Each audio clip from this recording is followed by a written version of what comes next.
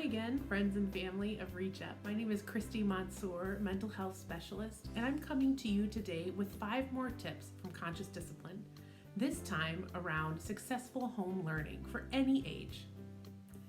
Tip number 1 is to get on a schedule. Our brains thrive on pattern and predictability. When we give them a schedule every day, our kids will get to a place of routine, which again brings them into that optimal brain state to be ready to learn. Get on a schedule. Tip number 1. Tip number 2 is to create a home learning routine. Do what works for your family. What works for you might not work for your next door neighbors, but it might be really great for you and your kids. If you need to take some time in the morning to play and get the wiggles out, that's great. Or maybe you need to take a lunch afternoon wiggle time. Or if maybe it works to start your day learning right away, that's okay. Do whatever works for your family. Rituals increase connection and reduce that brain drag. When we have that ritual, when we have that learning routine, our brains get right in sync with what they need to do instead of dragging behind trying to figure it all out. So again, tip number 2, create a home learning routine that works for your family. Tip number 3 is to provide opportunities for success. When we master something, it releases those feel-good chemicals in our brain. And who doesn't want to feel good? You can go ahead and do more of what your child is good at.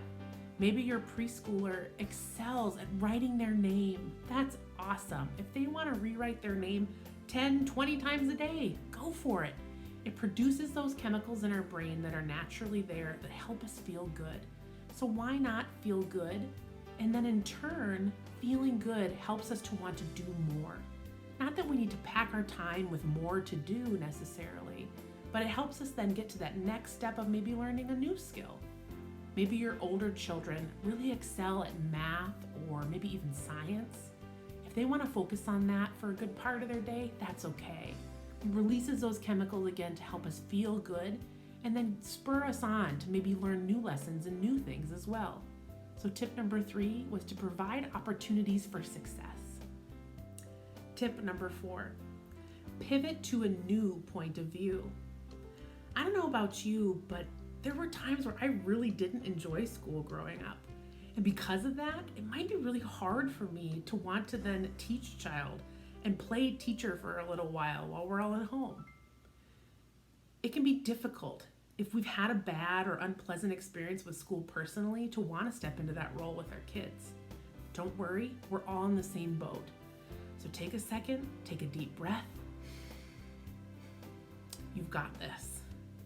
It's okay if we use that skill to pivot from what we don't want to see what we do want. Go ahead and reframe what you're going to say to your kids. If in the moment you're feeling really stressed and you say, Mom's gonna lose it, Dad's gonna lose it, take a deep breath, and instead we can pivot to what we do want and say, I'm going to step away and take 3 deep breaths, and then we can try working on this again later. So tip number 4 is to pivot to a new point of view. Tip number 5 is to hit pause. Have you ever had one of those days where you just wake up on the wrong side of the bed? Your kids are all kind of crabby. Maybe you are behind on a bill or something's not working. The coffee pot broke and the dog threw up all over the floor. Whatever it might be, it's just one of those days. Guess what?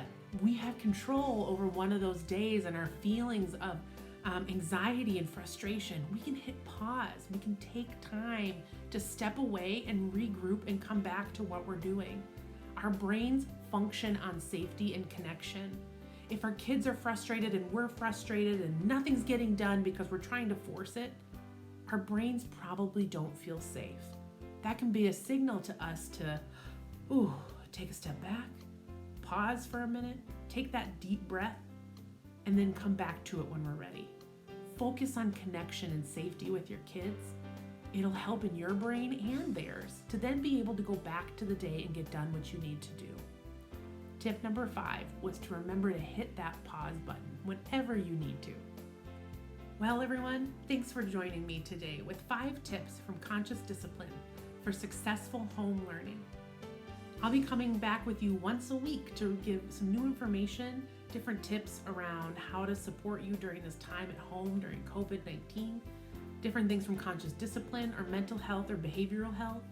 If you need anything from Reach Up, please know that you can contact our main office and we would love to help you in any way or answer any questions you may be having.